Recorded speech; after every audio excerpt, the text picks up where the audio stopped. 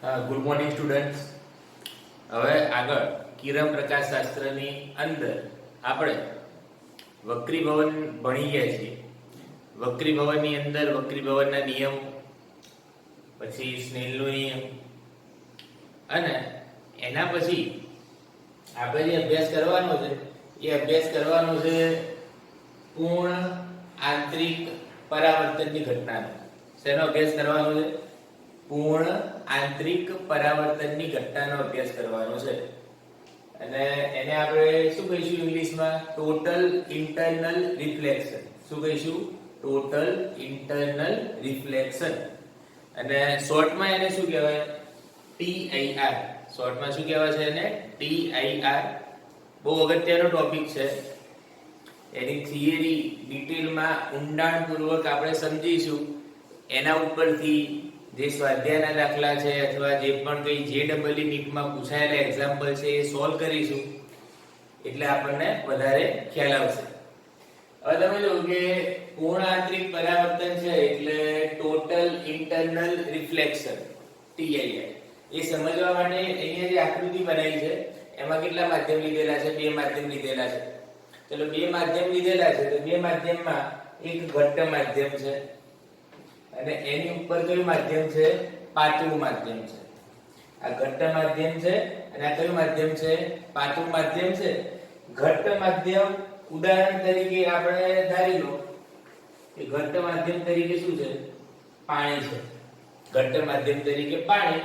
અને પાતળું માધ્યમ મોટે ભાગે શું હશે? હવા હશે. ઘટ્ટ માધ્યમ એનો વક્રીભવન કેટલો છે? N1 છે. અને પાતળા માધ્યમનો વક્રીભવન કેટલો છે? N2 છે. એટલે અહીંયા આપણે એવું લખી દઈએ કે N1 ગ્રેટર ધેન શું છે?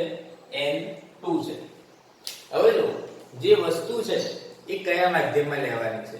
તો વસ્તુ છે ને એ વસ્તુ આપણે કયા માધ્યમમાં લઈશું? ઘટ્ટ માધ્યમમાં. અને એ વસ્તુમાંથી પ્રકાશના કિરણો નીકળતા હોય એટલે એ વસ્તુને આપણે નામ આપી દઈશું પ્રકાશનું ઉદ્ગમ, ઓબ્જેક્ટ O. અહીંયા બિંદુવત પ્રકાશનું ઉદ્ગમ લીધેલું છે અને એ બિંદુવત પ્રકાશનું ઉદ્ગમ એને નામ શું આપેલું છે? O. હવે એમાંથી જુદી જુદી દિશામાં પ્રકાશના કિરણો નીકળતા હશે.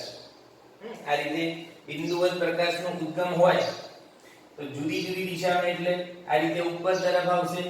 આમ ત્રિપરિમાણમાં તમે વિચારી શકો. જુદી જુદી દિશામાં ઘણા બધા મોટી સંખ્યામાં કિરણો નીકળતા હશે. અને જે પ્રકાશનું કિરણ છે કયા માધ્યમમાંથી કયા માધ્યમમાં જાય છે? તો પ્રકાશનું કિરણ કયા માધ્યમમાંથી? ઘટ્ટ માધ્યમમાંથી. કયા માધ્યમમાં? તો પાતળા માધ્યમમાં જાય છે. હવે ઘટ્ટ માધ્યમમાંથી પાતળા માધ્યમમાં પ્રકાશનું કિરણ જાય એટલે આ જે બંને માધ્યમને જુદી પાડતી સપાટી છે એ આપણે ભણી ગયા છીએ કે બંને માધ્યમને જુદી પાડતી સપાટી ઇન્ટરફેસ. શું કહેવાય એને? ઇન્ટરફેસ. આંતરપૃષ્ઠ. આંતરપૃષ્ઠ. બંને માધ્યમને જુદી પાડતી સપાટી એનું આંશિક પરાવર્તન અને આંશિક વક્રીભવન થાય છે. હવે આંશિક પરાવર્તન એટલે અમુક ભાગની જે પ્રકાશની ઊર્જા હશે એ આ સપાટીને અથડાઈને એના એ માધ્યમમાં પાછી વળશે. એનું પ્રમાણ ઓછું હશે. જ્યારે મોટા ભાગની જે ઊર્જા હશે એ મોટા ભાગની ઊર્જા પાતળા માધ્યમમાં જતી રહેશે.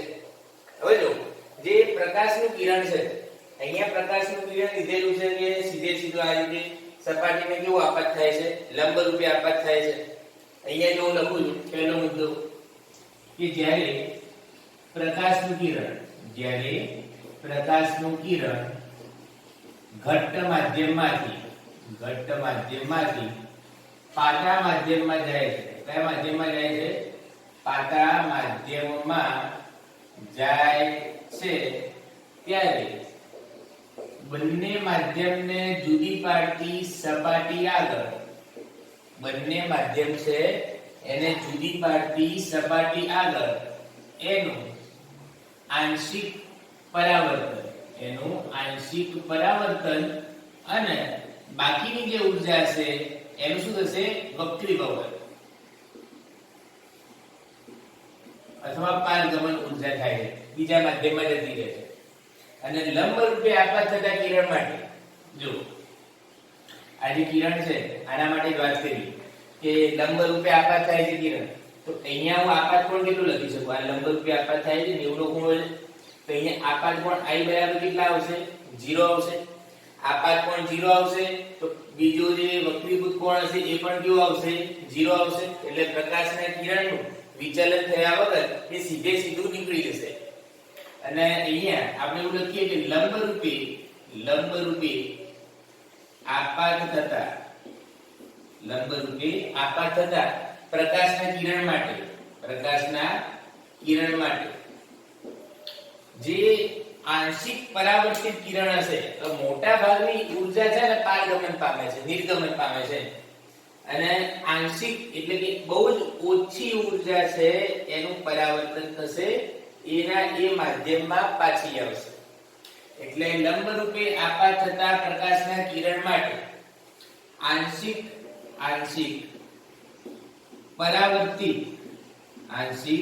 પરાવર્તિત કિરણની તીવ્રતા કેટલી થશે? તો એ કિરણની જે તીવ્રતા છે એ તીવ્રતા હું એવું લખું છું કે જે આપાત થાય છે ને પ્રકાશનું કિરણ એના માટે તીવ્રતા કેટલી છે? I0. આપાત થતા પ્રકાશની કિરણની તીવ્રતા, અને જે પરાવર્તિત છે એના માટે IR, અને જોડે હું ગુણાકારમાં લખું છું કે n2 n1 upper n2 n1 નો હોલ સ્ક્વેર. એટલે આ જે પરાવર્તિત કિરણની તીવ્રતા છે, હવે જો પાણી માટે બધાને ખબર છે કે પાણી માટે 4/3 આવે, જો પાણીના બદલે કાચ હોય તો કાચ માટે શું આવે? 3/2. અને એ કિંમત મૂકીને તમે ગણતરી કરો એટલે એના માટે જો આપાત પ્રકાશની તીવ્રતા હું 100% લઉં ને, તો જે પરાવર્તિત કિરણની તીવ્રતા છે ને એ લગભગ 2 થી 5% સુધી મળે છે. 2 થી 5% સુધી જે પરાવર્તિત કિરણની તીવ્રતા છે એ બહુ જ કેવી છે? ઓછી છે. એટલે કોન્સેપ્ટ શું છે કે જે આપાત કિરણ થાય છે એ 100% ઊર્જા ધરાવે, તો જે વક્રીભવન પામે છે બીજા માધ્યમમાં ઊર્જા જાય છે, એ બીજા માધ્યમમાં ઊર્જા ધારી લો તો 95% છે. તો જે પરાવર્તિત કિરણની તીવ્રતા હશે એ કેટલા ટકા હશે? 5% હશે. જો જતી વક્રીભવન પામતા કિરણની તીવ્રતા 94% હશે, તો અહીંયા પાછી આવતી કેટલી હશે? 6% હશે. એટલે એ રીતે આ તીવ્રતામાં ફેરફાર થશે. હવે તીવ્રતા માટે આપણે શું સમજવાનું છે? પરાવર્તન સમજવાનું છે. તો આ જે પરાવર્તિત કિરણની તીવ્રતા છે, બરાબર ધ્યાનથી સાંભળજો. પરાવર્તિત કિરણની તીવ્રતા એટલે શું છે? IR. અને IR છે એ આપાત કોણના મૂલ્ય પર આધારિત છે. તેના ઉપર આપાત કોણના મૂલ્ય પર આધારિત છે. આપાત કોણનું મૂલ્ય પણ આવે અને સાથે ને સાથે બે માધ્યમ છે, એ બે માધ્યમના વક્રીભવન n1 અને n2 પર આધારિત છે. IR એક આપાત કોણ અને બીજું શું આવશે? n1 અને n2 ના મૂલ્ય ઉપર આધારિત છે. એટલે હવે આપણે આપાત કોણ બદલીએ, તો આપાત કોણ બદલીએ એટલે અહીંયા તો આપાત કોણ કેટલો લીધેલો છે? I બરાબર 0 લીધેલો છે. હવે આપાત કોણની કિંમત ધીમે ધીમે વધારીએ છીએ. ધીમે ધીમે એટલે 5 ડિગ્રી, 10 ડિગ્રી, 15 ડિગ્રી, એ રીતે આપણે આપાત કોણની કિંમત વધારીએ છીએ. અને આપાત કોણની કિંમત વધારવાની સાથે સાથે આપણે શેની નોંધ કરીશું? તો પરાવર્તિત કિરણની તીવ્રતા. શેની તીવ્રતા? પરાવર્તિત કિરણની તીવ્રતા. બરાબર ને? એટલે આ સૂત્ર નોટ કરી લો, પછી આગળ જવા દઈએ. આ જે સૂત્ર છે એ માત્ર લંબ રૂપે આપાત થતા કિરણ માટે છે. લંબ રૂપે આપાત થાય એટલે આપાત કોણ કેવો આવશે? 0 આવશે.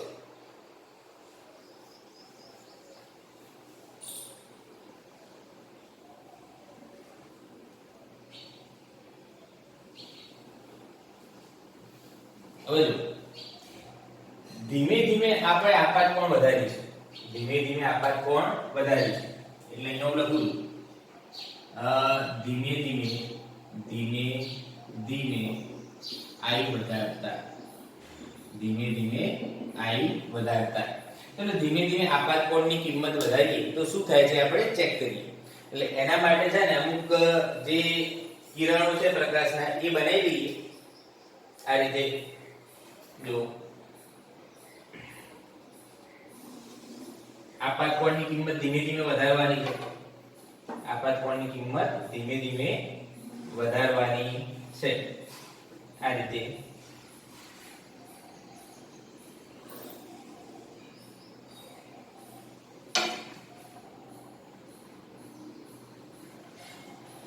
જેમ જેમ આગળ જઈશું એમ એમ આપાત કોણની કિંમતો શું થાય છે? વધે છે.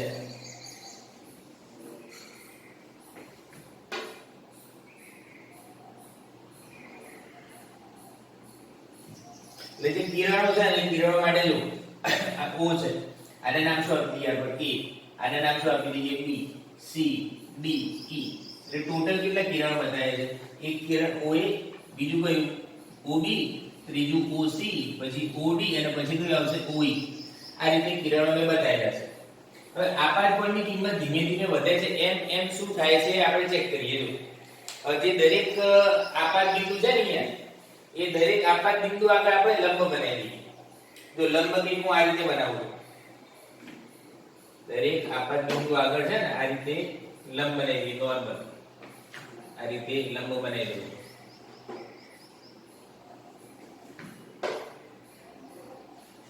આ રીતે લંબ બનાવી દઈએ. હવે જો અહીંયા છે ને આપાત કોણ 0 છે, અહીંયા આપાત કોણને નામ આપી દઉં છું I1, અહીંયા આપાત કોણને નામ શું આપી દઉં છું? I2. અહીંયા આગળ આપાત કોણને નામ શું આપી દઉં છું? I3. હજી આગળ જવા દઈએ તો આપાત કોણને નામ શું આપી દઉં છું? I4. આપાત કોણની કિંમત ધીમે ધીમે વધે છે એ તમે આકૃતિમાં સ્પષ્ટ જોઈ શકો છો. હવે શું થશે? જેમ જેમ આપાત કોણ વધશે એમ સામે વક્રીભૂત કોણ પણ વધશે. પણ લોજિક શું છે કે ઘટ્ટ માધ્યમમાંથી પાતળા માધ્યમમાં જાય એટલે જે પ્રકાશનું વક્રીભૂત કિરણ છે એ લંબથી ક્યાં જશે? દૂર જશે. એટલે જો આજે પ્રકાશનું વક્રીભૂત કિરણ હું બતાવું છું ખાલી, તો વક્રીભૂત કિરણ છે એ લંબથી દૂર જશે. વક્રીભૂત કિરણ છે એ લંબથી દૂર જશે અને જેમ જેમ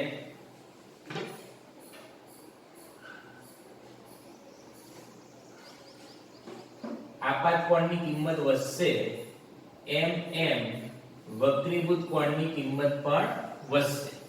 જો આ વક્રીભૂત કિરણ છે અને આ વક્રીભૂત કોણ, અહીંયા I1 તો અહીંયા શું લખી દઉં છું? R1. અહીંયા શું લખી દઉં છું? R2.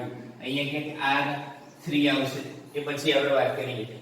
એટલે અહીંયા જેમ જેમ I ની કિંમત વધે છે એમ પાતળા માધ્યમમાં વક્રીભૂત કોણ R પણ શું થાય છે? વધે છે. I વધે છે, R વધે છે. તો આપણે ધ્યાન શેનું રાખવાનું છે?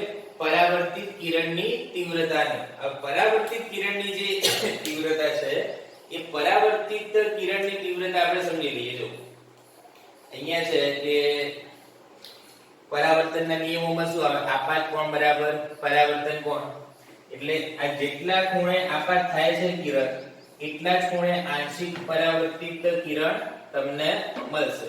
એટલે અહીંયા જો લાલ કલરથી હું બતાવું છું આ રીતે,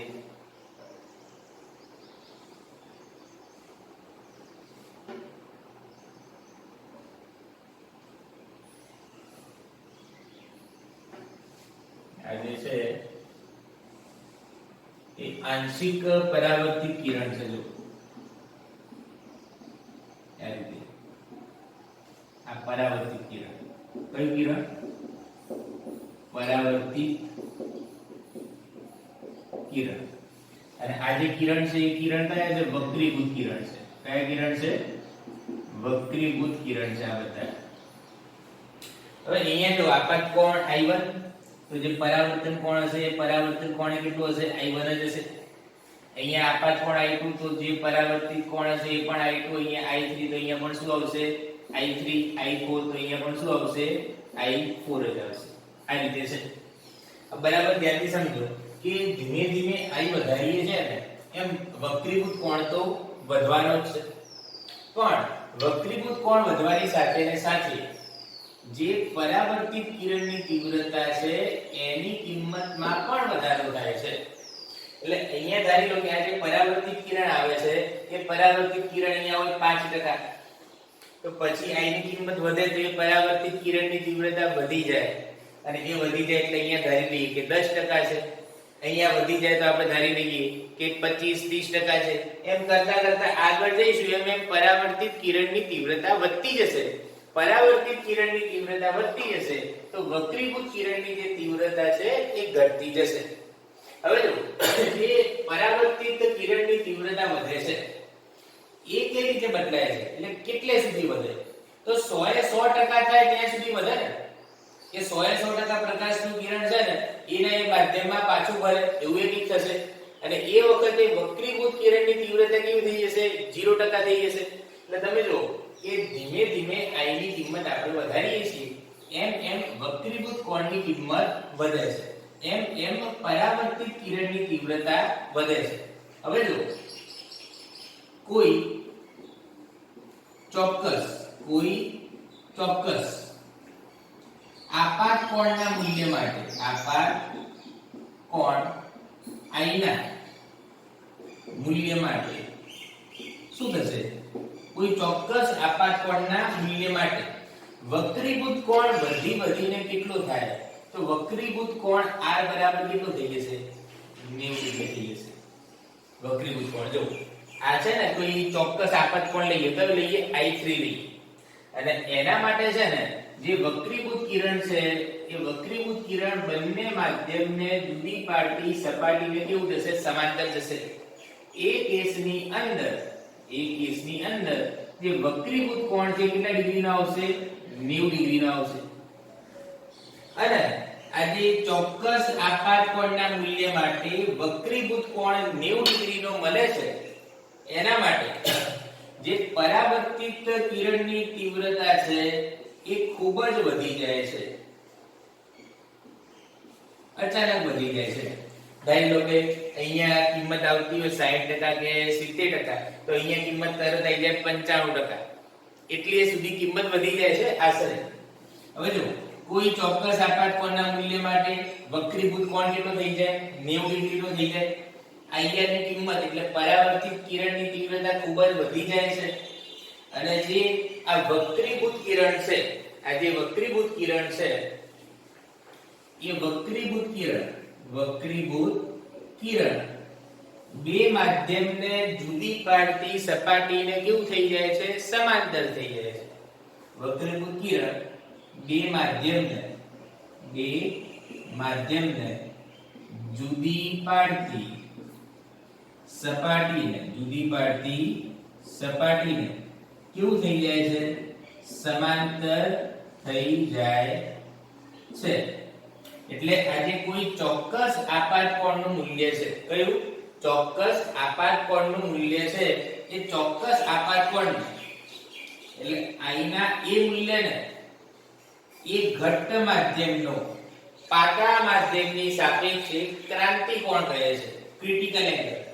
I નું આ જે ચોક્કસ મૂલ્ય છે કે જેના માટે વક્રીભૂત કોણ કેટલો થઈ જાય છે, 90 ડિગ્રીનો થઈ જાય છે, એના માટે એ આપાત કોણને ક્રાંતિ કોણ, જો I એટલે મેં IC લખ્યું ક્રિટિકલ એંગલ, અને IC ના લખો θc લખો તો પણ ચાલે, અથવા એકલું C લખશો તો પણ ચાલશે.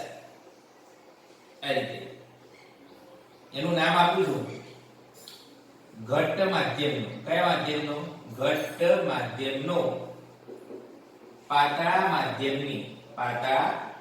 માધ્યમની સાપેક્ષે શું કહેવાય, ક્રાંતિ કોણ કહેવાય, ક્રિટિકલ એંગલ.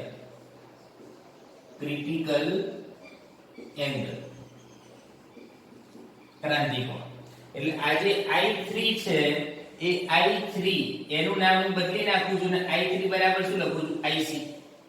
I3 બરાબર અહીંયા શું લખી દીધું, IC.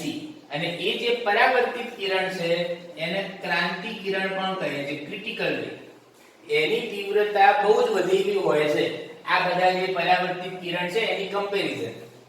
એટલે I બરાબર IC, θc ક્રાંતિ કોણ C.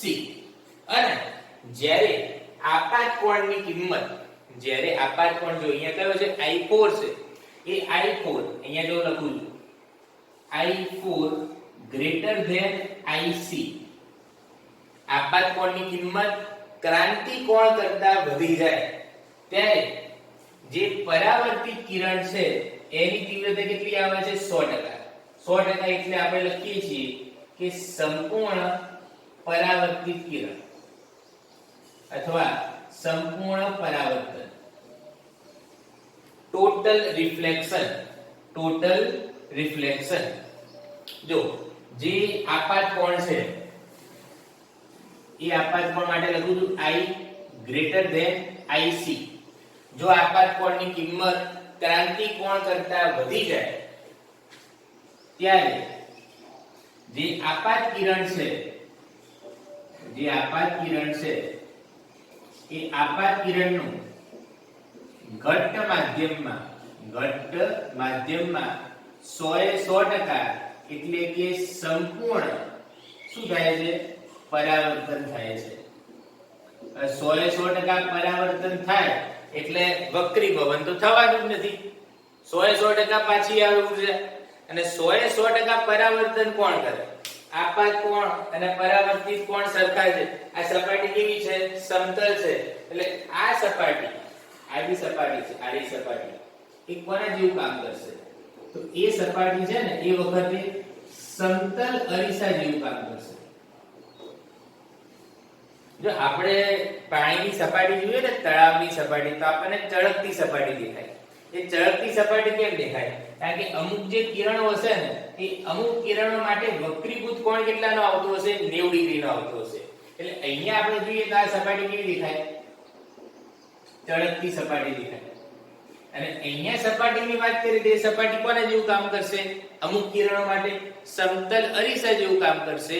એટલે એ કેસની અંદર પ્રકાશના કિરણો ઘટ્ટ માધ્યમની અંદર પાછા ફરશે એના એ જ માધ્યમમાં.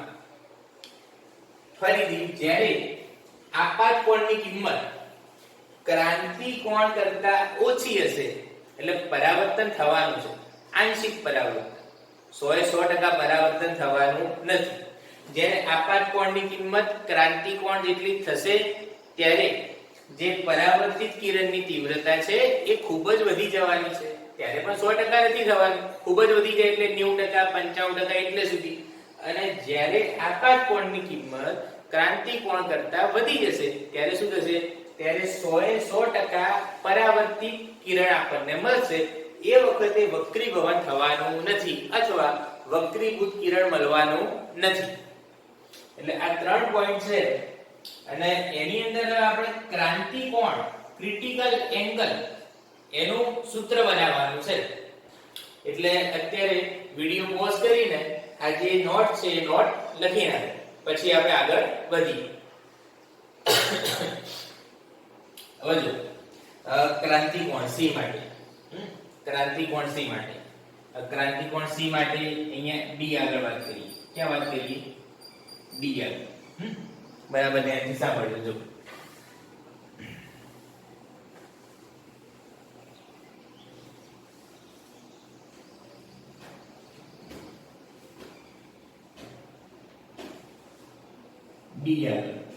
D આગળ સ્નેલનો નિયમ લગાવ્યો.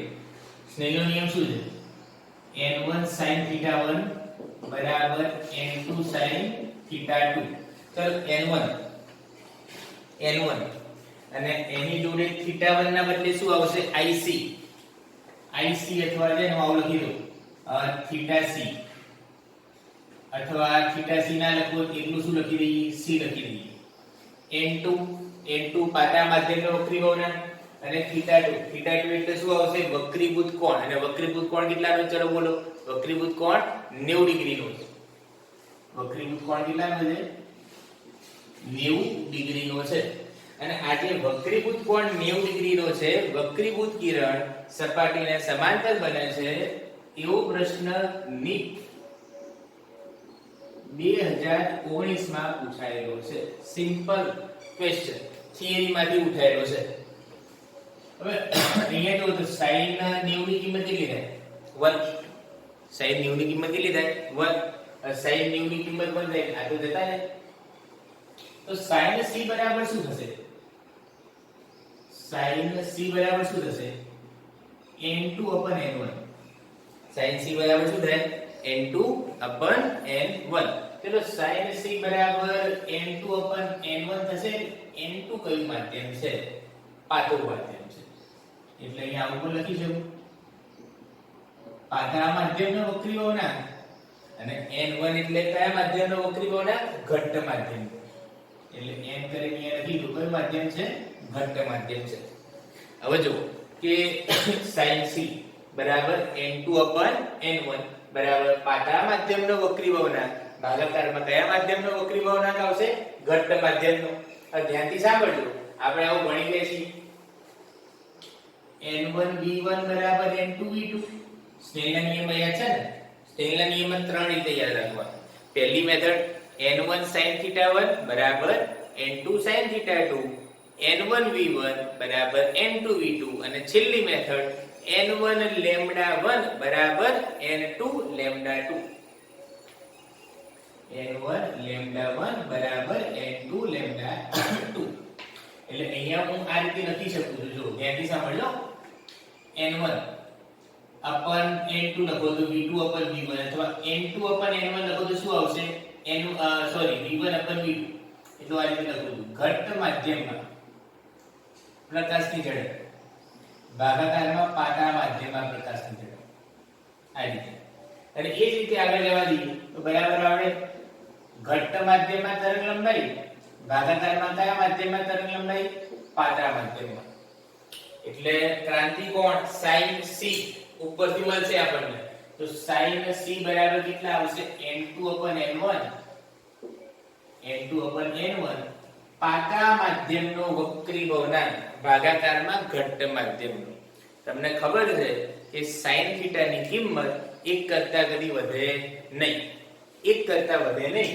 માટે ઉપર વક્રી ભવનાંક ઓછો આવે નીચે વક્રી ભવનાંક વધારે આવે ઉપર ઝડપ ઓછી આવે અંશમાં નીચે ઝડપ કેવી આવશે વધારે અંશમાં તરંગ લંબાઈ ઓછી અને નીચે કેવી આવશે વધારે અને આ sin c ની બેઝિક ઇક્વેશન છે આમાં 2 પોઈન્ટ યાદ રાખવાના અથવા 3 પોઈન્ટ લખી દઉં છું જો 3 પોઈન્ટ 1 2 અને 3 આપાત કોણની કિંમત ક્રાંતિ કોણ કરતા ઓછી હોય ત્યારે શું થશે આપાત કોણની કિંમત ક્રાંતિ કોણ જેટલી હોય ત્યારે શું થશે અને આપાત કોણની કિંમત ક્રાંતિ કોણ કરતા વધારે હોય ત્યારે શું થાય જો યાદ રાખવાનું કે આપાત કોણ છે ને આપાત કોણ આ આપાત કોણ હંમેશા કયા માધ્યમ માટે આવે ઘટ્ટ માધ્યમ માટે આવે જો c નું નામ શું આપેલું છે ઘટ્ટ માધ્યમનો પાતળા માધ્યમની સાપેક્ષે ક્રાંતિ કોણ પૂર્ણ આંતરિક પરાવર્તનની ઘટના ક્યારે શક્ય છે જ્યારે પ્રકાશનું કિરણ ઘટ્ટ માધ્યમમાંથી પાતળા માધ્યમમાં જાય ત્યારે જે વક્રીભૂત કિરણ લંબથી દૂર જશે ને પ્રકાશનું કિરણ પાતળા માધ્યમમાંથી ઘટ્ટ માધ્યમમાં આવશે ત્યારે પૂર્ણ આંતરિક પરાવર્તનની ઘટના શક્ય નથી જો I ની કિંમત આપાત કોણ ક્રાંતિ કોણ કરતા ઓછો હશે ત્યારે TIR શક્ય નથી total internal reflection not possible અને I બરાબર C થાય એટલે TIR જસ્ટ શરૂ થાય જસ્ટ કેવું થાય શરૂ થાય સ્ટાર્ટિંગ થાય ધીમે ધીમે એની શરૂઆત થાય અને જ્યારે I greater than C હોય ત્યારે TIR થવાનું છે ટૂંકમાં પૂર્ણ આંતરિક પરાવર્તન થાય એના માટે આપાત કોણની કિંમત ઓછામાં ઓછી કેટલી હોવી જોઈએ તો ક્રાંતિ કોણ જેટલી હોવી જોઈએ અથવા ક્રાંતિ કોણ કરતા કેવી હોવી જોઈએ વધારે હોવી જોઈએ એટલે આ 3 પોઈન્ટ છે 1 2 અને 3 અને આ જે sin c છે હવે n2/n1 લખ્યું ઉપર શું લખ્યું પાતળા માધ્યમનો વક્રી ભવનાંક ભાગાકારમાં નીચે શું લખ્યું છે ઘટ્ટ માધ્યમનો વક્રી ભવનાંક અને આની અંદર જે મોટા ભાગના કિસ્સામાં પાતળું માધ્યમ છે ને શું હશે હવા છે પાતળું માધ્યમ હવા છે એટલે શું થાય n2 બરાબર 1 કોના માટે હવા માટે અને n1 બરાબર શું નામ આપી દઈએ n1 બરાબર શું નામ આપી દઈએ n એ કયા માધ્યમ માટે આવશે ઘટ્ટ માધ્યમ માટે આવશે ધ્યાનથી સાંભળો sin c તો sin c બરાબર શું થશે? તો sin c બરાબર થશે 1/n. ચલો sin c બરાબર કેટલા થશે? 1/n. sin c બરાબર 1/n. તો c બરાબર કેટલા લખાય? c બરાબર કેટલા લખાય?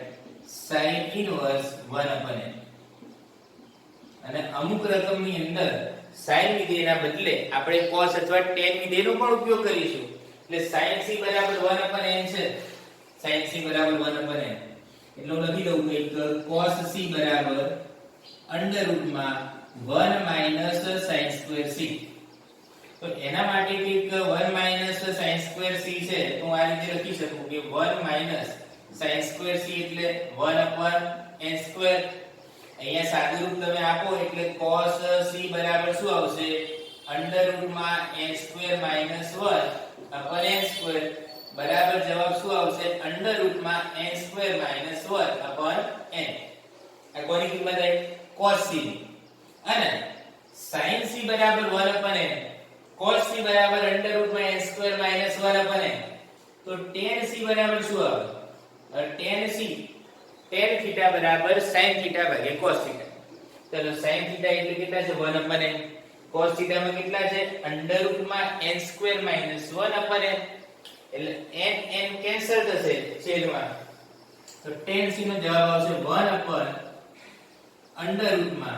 1. આ કોનો જવાબ આવશે? tan c નો જવાબ આવશે. tan θ બરાબર એટલે આ પણ કિંમતો કામમાં આવશે. આ સૂત્રો કામમાં આવશે બધા. ચલો આ નોટ કરો. હવે આગળ જવા દઈએ આપણે. sin c બરાબર 1/n. Simple logic. જુદા જુદા માધ્યમ માટે શું થાય? જુદા જુદા માધ્યમ માટે જો જુદા જુદા માધ્યમો માટે અહીંયા લખી દઉં છું ઘટ્ટ માધ્યમ અને અહીંયા શું લખી દઉં છું?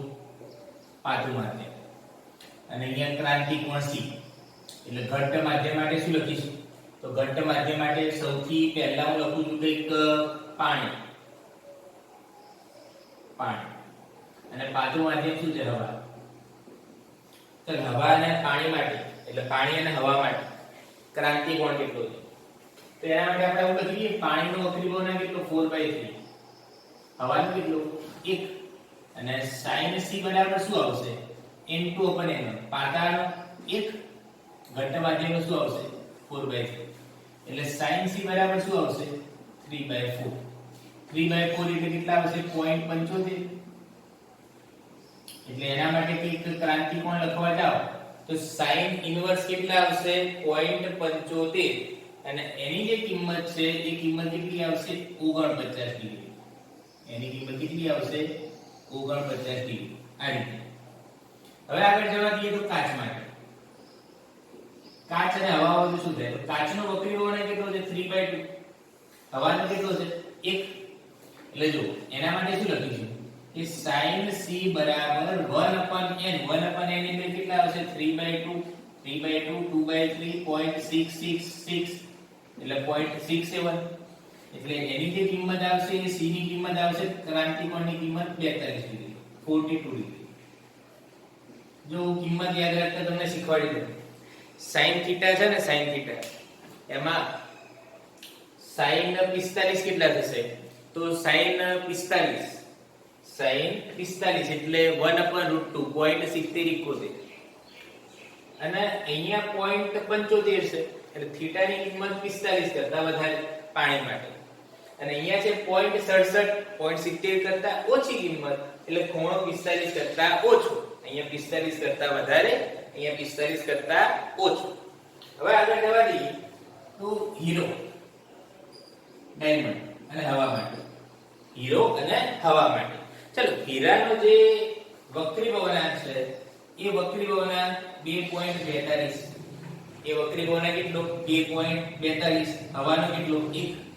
એના માટે ક્રાંતિકોણ કેટલો આવશે? sin c બરાબર. તો sin c બરાબર આપણે આવું લખી શકીએ જેની સામે 1/n 1/2.42. એના પરથી તમે ક્રાંતિકોણ ગણો તો એક ક્રાંતિકોણ કેટલો આવે? 24 ડિગ્રી.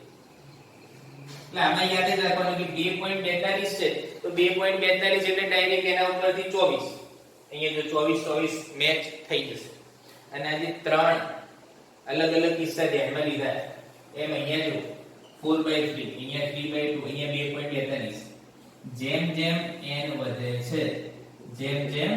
n વધે છે એમ એમ ક્રાંતિકોણની કિંમત ઘટે છે એમ ક્રાંતિકોણની કિંમત શું થાય છે ઘટે છે n વધે ક્રાંતિકોણ ઘટે પણ આ n છે એ કોની સાપેક્ષમાં છે હવાની સાપેક્ષમાં છે જો હવાની સાપેક્ષમાં ના હોય તો અહીંયા sin c બરાબર જે સૂત્ર લખેલું છે ને એમાં શું થાય sin c બરાબર n2/n1 છે તો આ રીતે લખી શકું 1/n1/n2 અને 1/n1/n2 છે એટલે આ રીતે લખાય કે 1/n12 અને આ જે n12 છે n12 અથવા એકલું n નામ આપી તેટલું યાદ રાખવાનું ઘટ્ટ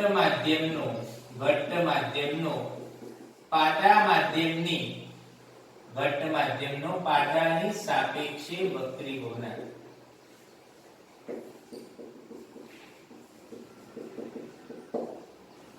ઘટ્ટ માધ્યમનો પાતળા માધ્યમની સાપેક્ષે વક્રી ભવનાંક એની કિંમત હંમેશા 1 કરતા વધારે જશે એટલે આ બેઝિક ઇક્વેશન છે એને તમે ઝડપની અંદર અને તરંગ લંબાઈની અંદર કિંમત આપેલી હોય તો તમે ગણી શકો પછી જો n વધે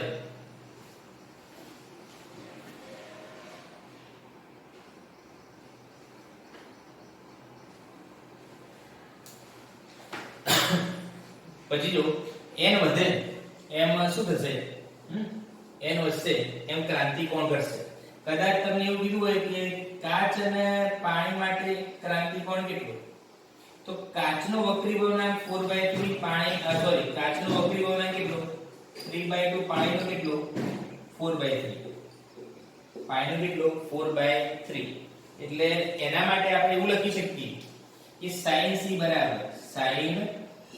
બરાબર 1/n 1/n એટલે શું આવશે આની અંદર પાતળા માધ્યમ અને ભાગાકારમાં ઘટ્ટ માધ્યમ આમાં પાતળું માધ્યમ કયું છે પાણી અને ભાગાકારમાં ઘટ્ટ માધ્યમ એટલે કાચ 3/2 એટલે એના માટે sin c બરાબર કેટલા થશે અહીંયા થી જવા દઈએ કે 3 નીચે આવશે 2 ઉપર જશે એટલે sin c બરાબર કેટલા આવશે 8/9 એટલે એના ક્રાંતિકોણની કિંમત તમે જાતે શોધી શકો છો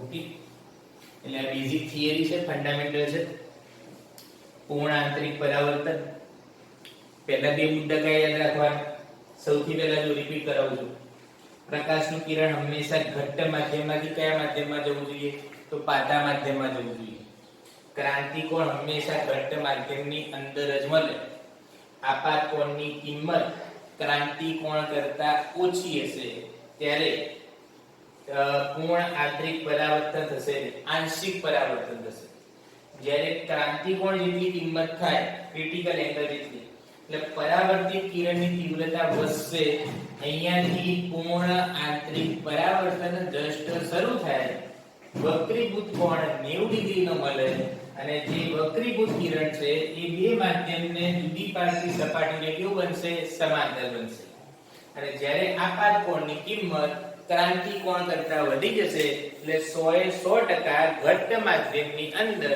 આપાત કિરણનું સંપૂર્ણ પરાવર્તન થશે ઓકે